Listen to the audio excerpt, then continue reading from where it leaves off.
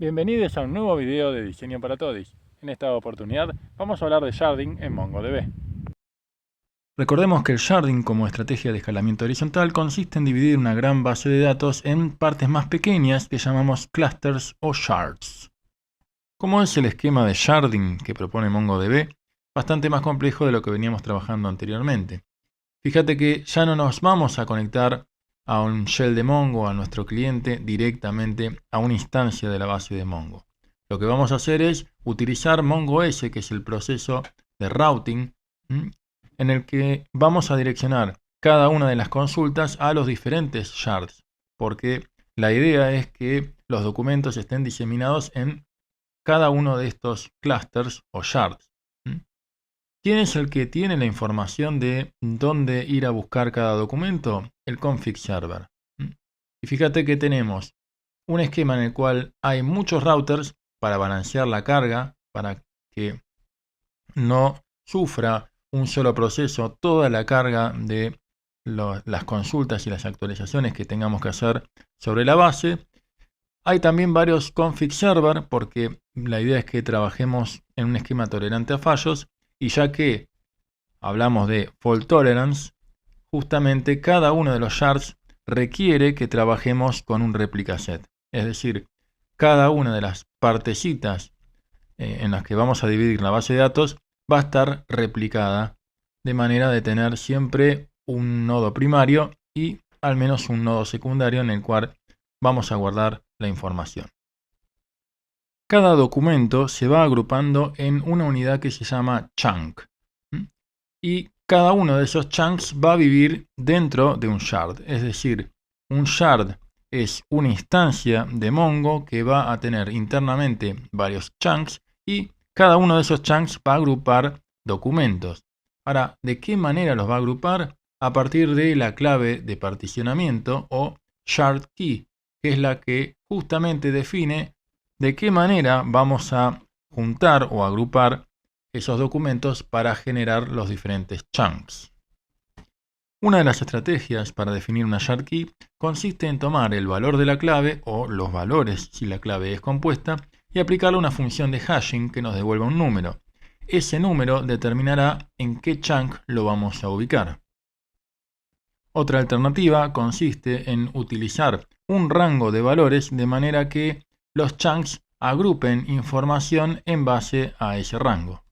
Los chunks, a medida que se van creando, son distribuidos a lo largo de cada uno de los shards. ¿Qué características tiene que tener una clave de particionamiento para que sea buena? La primera regla que hay que cumplir es la de alta cardinalidad, es decir, debe haber una gran cantidad de valores posibles de manera de poder agrupar los documentos en varios chunks. Una cosa importante es que todos los documentos que tienen la misma shard key van a parar al mismo chunk y no se pueden dividir. Entonces, lo que nosotros queremos es tener chunks que permitan eventualmente la subdivisión, como vamos a ver más adelante. Y esta estrategia choca con el ejemplo que estamos presentando acá, que es un anti-pattern. Si nosotros tenemos una base de alumnos de la facultad y nuestra idea es tener una shard key por género, bueno, eso presenta varios problemas. Primero es que vamos a tener solamente 3 chunks posibles. Esos 3 chunks van a crecer, sobre todo los dos primeros, un montón, dado que, bueno, el género no binario es minoritario. Pero además, si tuviéramos 4, 5, 6 shards, esos últimos shards no van a tener chunks para almacenar, porque dijimos, todos los documentos tienen que pertenecer al mismo chunk si tienen la misma shard key y no se pueden dividir. Bueno, entonces lo que va a pasar es que vamos a tener mucho espacio ocioso y además la performance de mi sistema no se va a ver beneficiada por particionar la base de datos de los alumnos. Entonces, una regla importante es tratar de definir una shard key que permita al menos 50 valores posibles, ¿no? O sea, más es mejor. La segunda regla es que las shard key deben tener baja frecuencia. Esto significa que la probabilidad de que se repita debe ser baja. Esto está relacionado con lo que veníamos hablando antes, pero además también propone que las claves tengan baja probabilidad de ocurrencia para cada una de las shard keys. Esto implica que si el 85% de mis clientes que me compran son del área metropolitana de Buenos Aires, es decir, de AMBA, una YARKey que trabaje geográficamente únicamente separando lo que es AMBA y lo que no es AMBA, no es una buena YARKey porque la probabilidad de que AMBA se repita en la clave es muy alta y por lo tanto va a haber un chunk que va a tener el 85% de todos mis documentos. Y la última regla que deben cumplir las buenas YARKeys son que tengan un crecimiento monótono, es decir, que la información que vamos incorporando a los chunks se haga de manera uniforme. De la misma manera, en el ejemplo que hablábamos antes de los clientes de AMBA, si sabemos que el 85% provienen de esa región, bueno, tendremos que buscar una YARKey más específica para que aumente la frecuencia, es decir, baje la probabilidad de ocurrencia, y por otra parte, para que el crecimiento de cada uno de los chunks sea monótono. ¿Qué sucede cuando un chunk excede los 64 megas? Aparece el proceso splitter, que divide en dos el chunk. Para eso la YARKey tiene que permitírselo. De lo contrario, si todos los documentos comparten la misma YARKey, quedarán dentro de ese jumbo chunk o un chunk enorme que excederá los 64 megas y por supuesto tendrá más problemas de performance que beneficios. Fíjense aquí donde estamos definiendo una YARKey, en este caso por rango, donde tenemos clientes por la región, por el país y por el ID de cliente, ¿no? O sea, el segundo elemento que forma parte de la clave es el ID de cliente, que tiene, por supuesto, una nula capacidad de repetirse. Entonces, inicialmente contamos con un chunk cuyo rango va, bueno, de Gran Bretaña de menos infinito hasta el ID 880, ¿no? O sea, Gran Bretaña se repite aquí y vamos de menos infinito hasta 880 como Customer ID. Y tenemos 456 documentos que hacen un total de 65 megas. Cuando pasa el splitter, lo que va a hacer es dividir los documentos de manera equitativa, llegando ahora sí a dividirlos en 236 documentos y 220 documentos. La nueva clave de particionamiento acá será para Gran Bretaña de menos infinito a 420 y de 421 a 880, ¿no? Entonces el rango aquí es dinámico y eso lo que nos permite es poder dividir en forma equitativa, es decir, en forma monótona, con una YARKey que tiene, por supuesto, baja frecuencia y alta cardinalidad. De la misma manera, el proceso balancer se encarga de migrar los chunks de un shard a otro. Esto ocurre cuando agregamos nuevos shards o eliminamos alguno, o bien cuando el splitter genera muchos chunks nuevos. Entonces el balancer se encarga de mantener uniforme la carga a lo largo de todos los shards. También actualiza el config server y de esa manera, la próxima vez que nosotros hagamos una consulta, el router va a saber dónde ir a buscar los documentos en cuestión. Repetimos aquí que cada uno de los shards debe funcionar con replicación. Esto es algo que la arquitectura de sharding de Mongo exige. Iniciemos nuestro taller escribiendo docker compose app-d y esto nos va a estar levantando muchas instancias de Mongo. Aquí a la derecha te podemos contar que vamos a utilizar, por un lado, 3 instancias de un config server, 2 routers y a su vez 3 shards, cada uno con un esquema de replicación en el cual tenemos un nodo primario y 2 secundarios. Aquí acaban de levantar cada uno de esos nodos. Tener levantadas las instancias de Mongo es un buen primer paso. No obstante, lo que nosotros necesitamos hacer ahora es configurar la arquitectura para indicarle cuál es, por ejemplo, el nodo primario de los config servers, cuál es el nodo secundario y así sucesivamente. Así que lo que vamos a hacer aquí, fíjense que estamos parados dentro de nuestra carpeta de sharding y dentro tenemos otra carpeta scripts. ¿Sí? Si nosotros hacemos un cambio de directorio y nos fijamos aquí, vamos a ver que hay distintos scripts que nos van a servir para terminar de levantar cada uno de los shards, los routers y los config servers correspondientemente. Aquí arriba pueden ver el contenido de nuestro archivo init config server, que lo que hace es tomar los tres nodos del config server y definir el config server 01 como nodo primario y que los otros dos actúen como réplicas. Lo que vamos a hacer entonces es ejecutar esto dentro de la instancia del config server primario. Entonces escribimos docker compose exec config server 01, que es el nodo primario, y vamos a ejecutar un shell que adentro va a tener el siguiente script. Llamamos al cliente de Mongo, Mongo Shell, y le vamos a pasar lo que esté en la carpeta scripts init config server JS. Esto lo tenemos que hacer una sola vez, ¿no? Y ahora sí, lo que tenemos aquí es la configuración de los tres nodos de config server en replicación. Una aclaración, porque quizás haya confundido que nosotros nos movimos a la carpeta scripts. Eso no es necesario, dado que lo que nosotros ejecutamos aquí es un comando que es docker compose exec dentro de nuestro contenedor. Es decir, el comando mongo shell apunta a este archivo scripts init config server que está en nuestra raíz del container. ¿Dónde es que nosotros asociamos ese archivo o cómo es que se copia desde nuestro entorno local hacia el contenedor? Bueno, fíjate aquí dentro de docker compose podemos buscar el config server y como parte de la definición de nuestros volúmenes tenemos el directorio local scripts, que es el que estábamos navegando nosotros, y se asocia dentro del container a la raíz y una carpeta scripts, ¿no? Este es el directorio al cual estamos apuntando cuando hacemos docker compose exec config server, etcétera, etcétera. A continuación vamos a levantar los shards ejecutando tres scripts que son muy similares.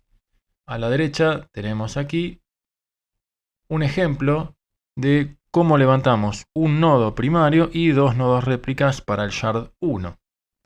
Ejecutamos entonces el script para levantar el shard 1. Lo mismo tenemos que hacer para nuestro shard 2. Y por último es el turno del shard 3.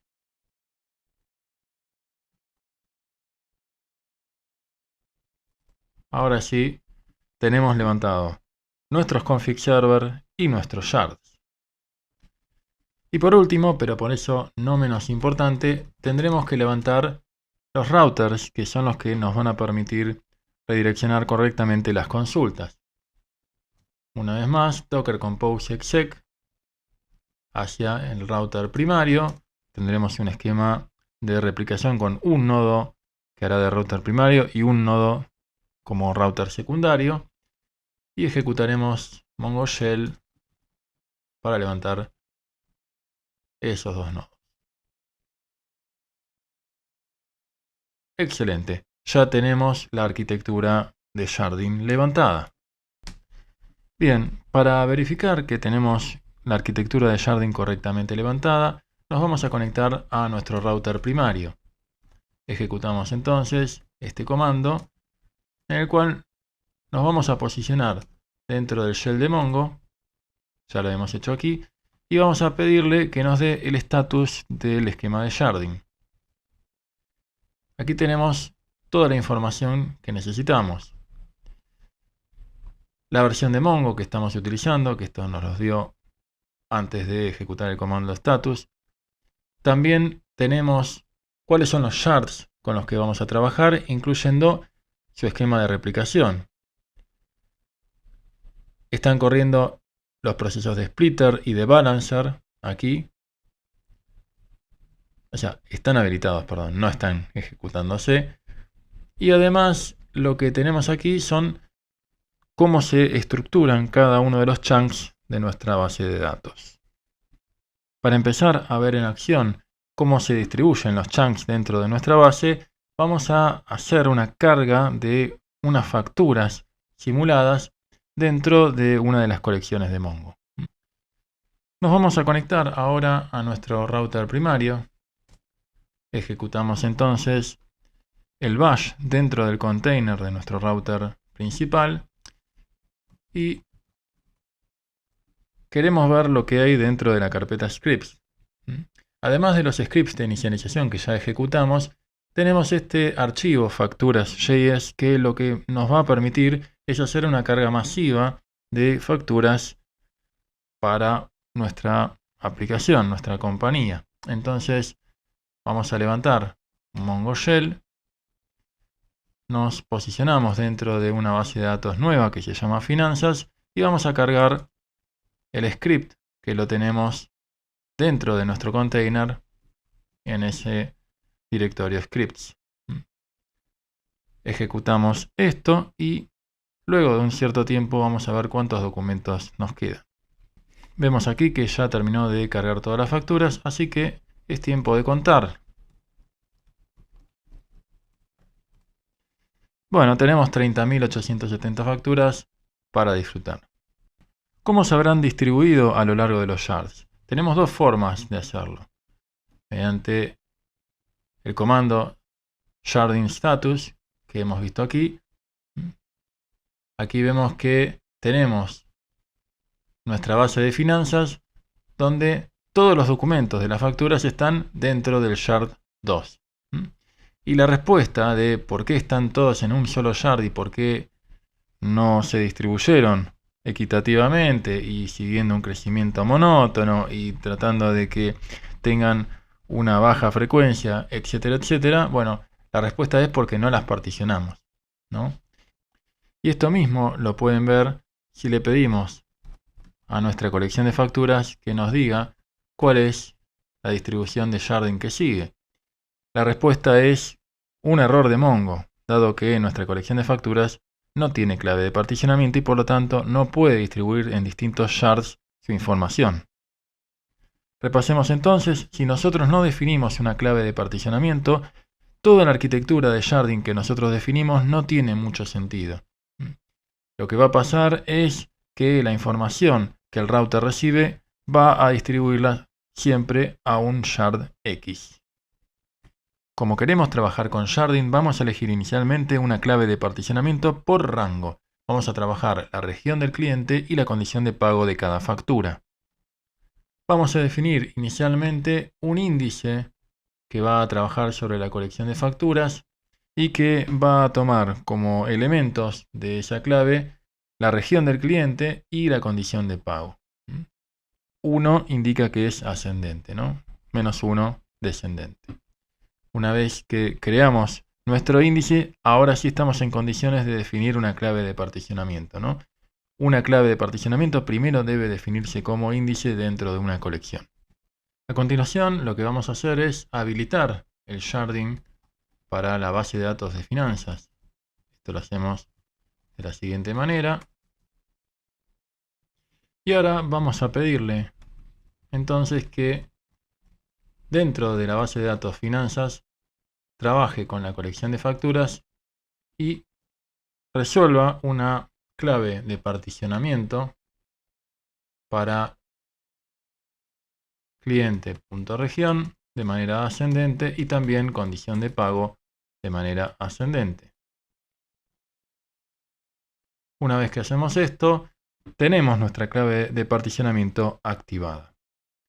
Lo que vamos a hacer a continuación es cargar nuestro script de facturas y lo haremos muchas veces.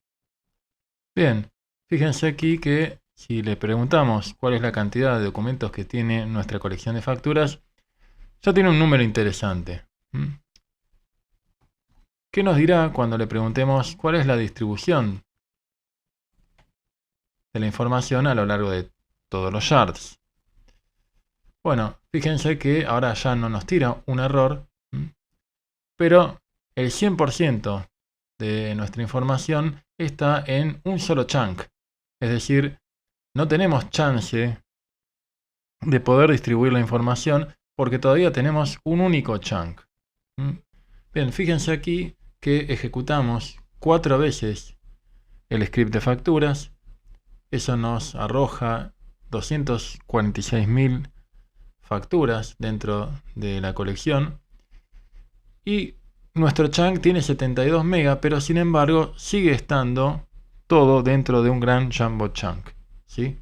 Entonces, lo que vamos a hacer es tratar de forzar a nuestro splitter a que se genere un segundo chunk. Entonces, vamos a pedirle al objeto de sharding que haga un split de finanzas.facturas, y luego lo que queremos hacer es trabajar con nuestra clave de particionamiento con valores concretos para generar dos chunks distintos. Entonces, dado que sabemos que nosotros tenemos una clave de particionamiento por región del cliente, vamos a elegir el valor centro que nosotros investigamos dentro de nuestro archivo de facturas, y a su vez también la condición de pago efectivo, que es otro de los valores con los que estamos trabajando dentro de nuestro archivo de facturas. Y eso lo que va a hacer para el splitter es generar chunks en base a este rango de valores. Fíjense que se acaba de activar el splitter, y si ahora le preguntamos cuál es la distribución de shards para nuestras facturas, tenemos dos chunks, ¿sí? Pero ambos están dentro del mismo shard, dado que migrar todo un chunk de un shard a otro es una operación costosa en red. Por lo que por el momento los dos chunks pertenecen al mismo shard. Un detalle importante es a qué instancia nos vamos a conectar nosotros para hacer las consultas en Mongo, porque los resultados pueden ser bastante diferentes. Veamos, por ejemplo, aquí yo me conecto a una terminal, hago un docker ps y tengo la instancia del router corriendo dentro de mi local, expuesto en el puerto 27117. Por otra parte, tengo al shard 1, vamos a buscar el shard 1 primario, shard 01A, está acá al lado, es el 27122. Entonces, conectémonos a la base de Mongo utilizando Studio 3T y hagamos consultas para ver la diferencia que tienen ambas instancias. Muy bien, entonces nos vamos a conectar aquí creando una nueva conexión. Vamos a configurarlo manualmente. Le vamos a pegar al localhost y dijimos 27117. Esta es la conexión a nuestro esquema de sharding para el router primario.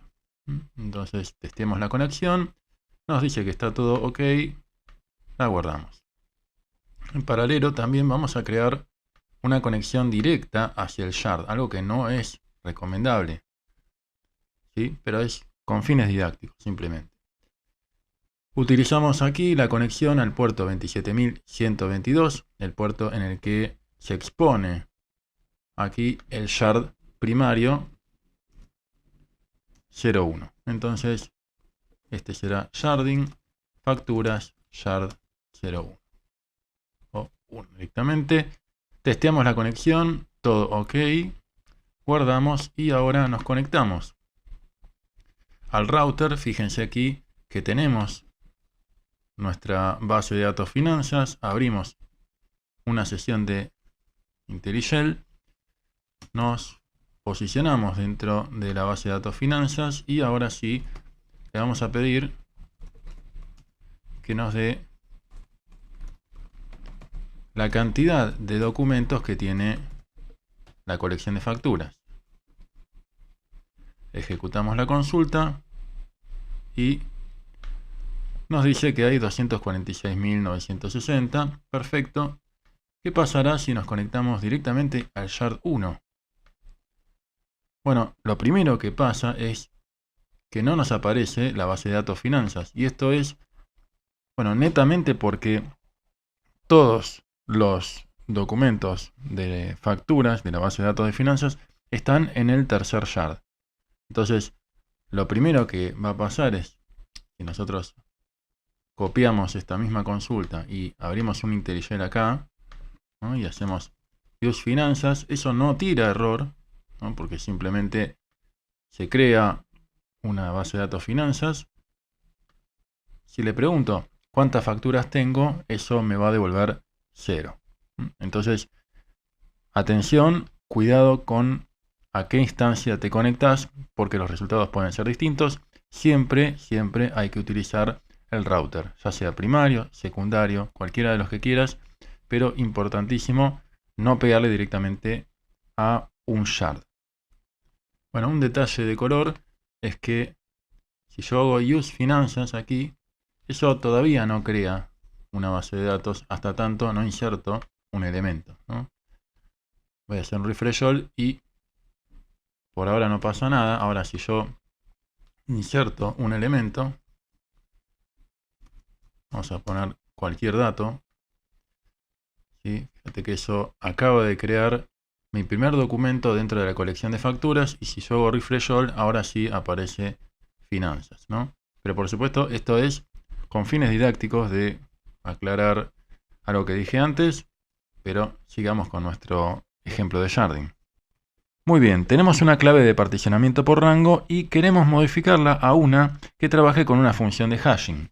Las malas noticias es que Mongo no me va a dejar hacer eso, porque una vez que iniciamos el sharding no lo podemos cambiar dinámicamente, ¿no? Lo que tenemos que hacer es dropear nuestra colección y reiniciar el esquema de sharding desde cero. Entonces, la moraleja es, hay que diseñar bien la clave de particionamiento, hay que hacerlo en entornos controlados, porque es un mecanismo que no es simple ni gratuito.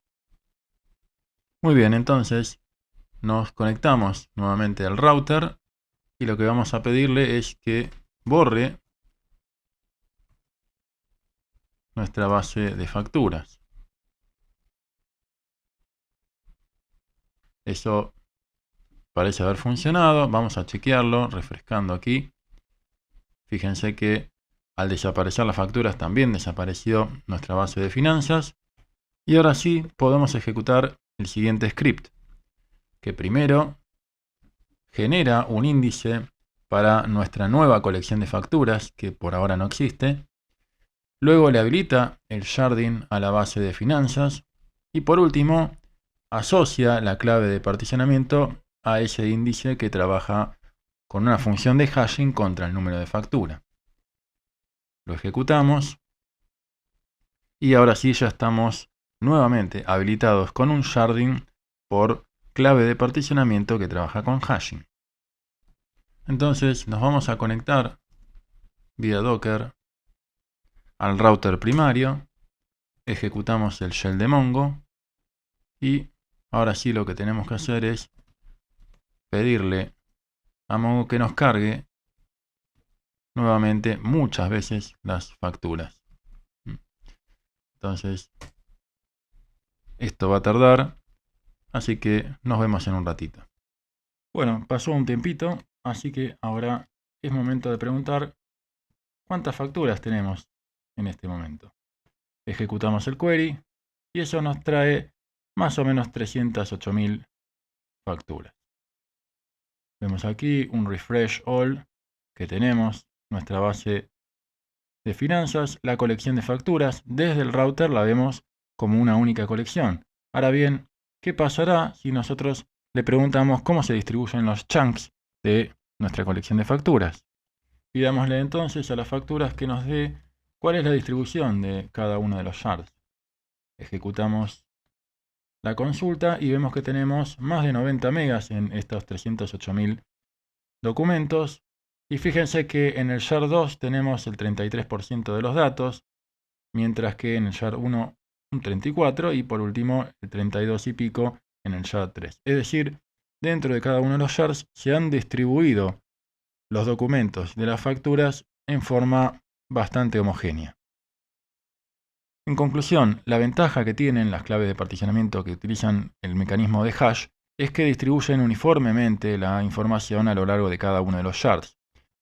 Por otra parte, si nuestro principal interés es hacer búsquedas de facturas por una determinada región o condiciones de pago, En ese caso, la clave de particionamiento por rango presupone una ventaja comparativa en performance respecto a la que trabaja por hashing, dado que todos los documentos que pertenecen a una misma región y condición de pago se van a ubicar dentro del mismo shard.